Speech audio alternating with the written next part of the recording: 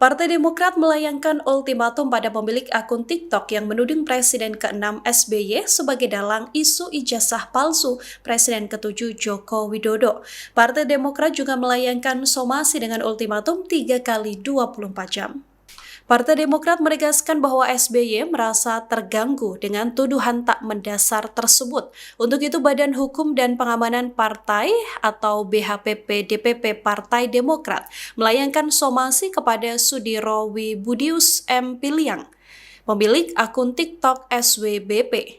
Somasi ini berkaitan video yang menuding SBY dalang isu ijazah palsu yang menyeret Jokowi. Ketua BHPP Demokrat Muhajir menegaskan tuduhan tersebut tidak benar dan merupakan fitnah.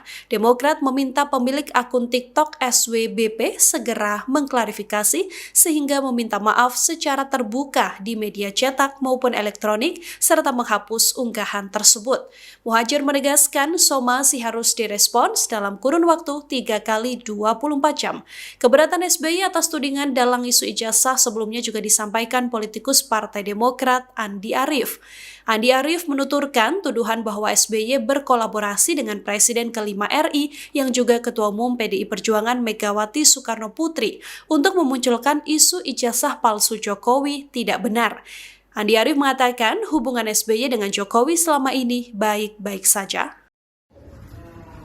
Beberapa waktu terakhir ini di sosial media, terutama di TikTok, saya melihat dan beberapa platform lain sangat masif sekali fitnah yang dilakukan oleh akun-akun yang sebagian besar anonim, yang kita tahu afiliasinya kemana, yang membuat berita fitnah seolah-olah Bapak SBY berada di balik isu ijazah palsu Pak Jokowi yang sekarang sedang berseteru antara Pak Jokowi dengan Roy Suryo dan kawan-kawan.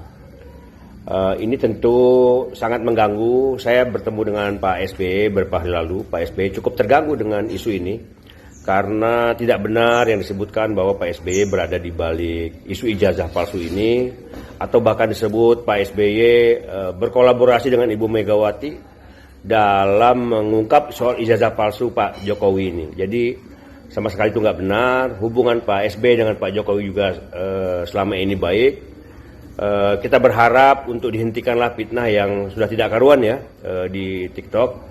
Pak SBY sekarang ini day to day politiknya itu sudah banyak di melukis, kemudian juga seni-seni lainnya, kemudian persiapan poli, berkunjung ke daerah, banyak di Pacitan, kemudian hari-hari politik di partai kan sudah banyak dipimpin oleh Pak Mas Ahaye. Jadi tolong dihentikan agar fitnah-fitnah tidak meluas ya. Kalau juga tidak dihentikan, ada kemungkinan PSB akan mengambil langkah hukum akan dengan pertama memberikan somasi kepada orang-orang yang sudah membuat fitnah tersebut dan terbuka kemungkinan untuk menempuh jalur hukum. Jadi karena ini masalah keadilan, karena Pak SBY tidak merasa melakukan itu tapi difitnah.